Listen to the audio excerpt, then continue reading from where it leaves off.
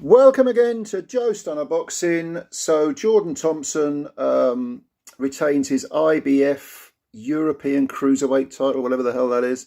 It's another inroad to sort of getting a ranking, I guess. To me, the real European belt is the EBU belt. But anyway, he retained it against a previously twice defeated Luke Watkins. Back in 2018, Watkins lost two fights back to back. Luke lost to Isaac Chamberlain in 3 rounds. I sat ringside for that. Saw him up close. Coley just dominated him and stopped him. Caught Luke early. And then his comeback fight was against Isaac Chamberlain. He lost on points. Chamberlain almost had him over, I think, in the final round, if I remember. But anyway, since 2018, there have been periods of inactivity, but when he fought Coley, he was Commonwealth champion. He lost that belt. But since his comeback, he has picked up the English title. So this was a good little runaround for Jordan Thompson, because if you remember his previous fight against Vasil Ducar, he was over in the final round and he seemed to be in real trouble and managed to hang on and won a decision. But there was clearly there was a lot of work to do there. He was in trouble. Ducar almost had him out of there. But since then, he's teamed up with Tony Sims, and I always think, obviously it takes at least a year, maybe even 2 years to fully gel with a trainer and make everything that you're learning in the gym second nature. It's that repetition thing, where you actually do the things in the gym without even thinking. It's like driving a car. You don't think about driving. You just change gear and everything. And in the gym, you have to really hone those new skills that are learned and make them become second nature.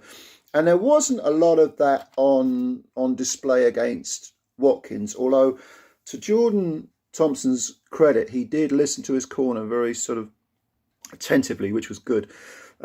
First round, not much in it. Watkins looked the smaller man. Jordan Thompson is one of those modern day cruiserweights, enormous, stands bolt upright, very long limbed. There's talk of him possibly even going to heavyweight. I don't think so, because I think he's in his early 30s now. But Watkins he's definitely a cruiserweight. Way too big for light heavy, but he'd never ever be a heavyweight. Cruiserweight's his division. And he comes forward, and if you've ever seen him fight before, he's physically strong, throws clumping punches, isn't the fastest guy, and obviously his game plan had to be get close and let the big clumping punches go, let those big cement shots go. And first round, I mean, you could make a case for Watkins' edge in that round. Yeah, there wasn't a great deal went on. Second round, I thought Thompson settled down a bit more, started to use his skills. He clearly has the better skills, slicker skills, nice straight punches. Loves the right uppercut. The right uppercut is his thing. And he was beginning to fire it. Watkins, to his credit, took some good punches. No real problem there. It was all looked pretty good, looked pretty impressive. Yeah, I mean, I wasn't. It was a good fight, and in the third round, Watkins was putting it on Jordan. And Jordan, if he has one of the faults, certainly that he showed against Ducar, is that he likes a row. He likes to get up close. He doesn't use his height and his reach advantages. And he was in danger of falling into that with Watkins, because Watkins started certainly in the third round, towards the end of it, the second half of the third round, he was landing some good punches, and getting Jordan's attention. And I don't think he ever really hurt Jordan that badly. He might have sort of buzzed him ever so slightly, but the fact is, Thompson wasn't doing what he should have done. And then I think he had a talking to from Tony Sims in the corner, and he also started to go to the body from, I think, the fourth round onwards. There was very noticeable that he really banged the body, and Tony Sims said to him, "Look, you didn't like the body punches." And that was the kind of key to the door, because how many times we said this before, body punching, don't neglect it, for God's sake. Especially if it's a 12-round fight. I think this was a 10-round fight, not a 12-round fight, because the IBF European title, it says it's a 10-rounder, when of course the EBU, the proper EBU European title, is over 12 rounds. Well, the body punches did provide dividends, because even though Watkins was getting quite swollen around the left eye, underneath the left eye, his eye wasn't closed, but there was a very noticeable swelling. it was the body punches that undid him, because even though Thompson, again, looking for the uppercuts and did land a few, which Watkins took well, he was taking the headshots pretty well, Watkins. But the air was let out of his tyres by the body punches. There was a huge left hook to the body in the 6th round that put him over. He got up, very gamely carried on. He didn't really like his body language much. He looked a little bit like, well, he looked like he was hurt, and I can't blame him for that. He didn't look like he was going to quit. He just looked like he was hurt. And again, he took the headshots well, tried to grab and hold, tried to feel his way through the 6th round. But Thompson landed another hook to the body. Down went Watkins, and Howard Foster stopped the fight, didn't even bother, counting. He just said, that's enough, I've seen enough. And it was a good stoppage. God knows Howard Foster's made some bad stoppages in the past, but not this one. This was a fair stoppage.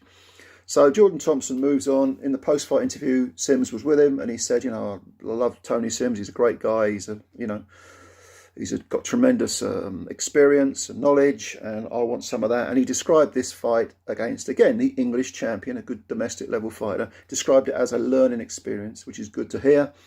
Of course, he's not the youngest of fighters, Jordan Thompson. He is, I want to say, is he in his early 30s or late 20s? I can't remember. I wanted to say he was about 32, but he might be younger. I might be wrong about that. I'll have to go look it up.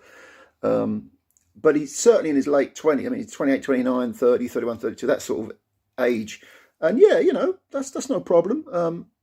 He's a big lump. He's 6'6". He's like I say, big, long, rangy cruiser. So yeah, he can do things. He can learn at that age. He's probably in his prime. So yeah, he's got a future. He's got a future. I would try and get in there with a couple of tough 10-rounders with guys who are going to take him the distance. And he's got to work on his defence, and he's got to work on utilising his long, rangy pluses, his advantages, rather than fighting small or standing bolt upright and getting in close. If you stand bolt upright and get in close, you can be in trouble. Just ask Sebastian Fundora recently. He saw what happened to him with, was it Brian Mendoza knocked him out, wasn't it? Yeah, big right, left. But anyway, Jordan, he's learning. He says he's learning, which is good. And he's in with the right guy. He's got Tony Sims, who's a good trainer. So maybe he can go places. Maybe, how about the EBU title, the real EBU title? But he needs, before he jumps to world level, just because he's got this IBF European thing, don't think you're world level, you're anywhere near it. No. This was a good little test against the English champ, a good domestic level fighter. Maybe go for the British, Commonwealth, European, proper European, and then on to world. He's got a bit of time. I don't see any reason. His cruiserweights don't age rapidly. So what did you think of this fight? It was on the undercard of the Cordina world title fight. And leave your comments below, as always. Spread the word about Joe Stunner Boxing. Subscribe if you're new. Let all your mates know. Get them to sign up. Fantastic. Like the video if you liked it, and we will speak again soon. Bye for now.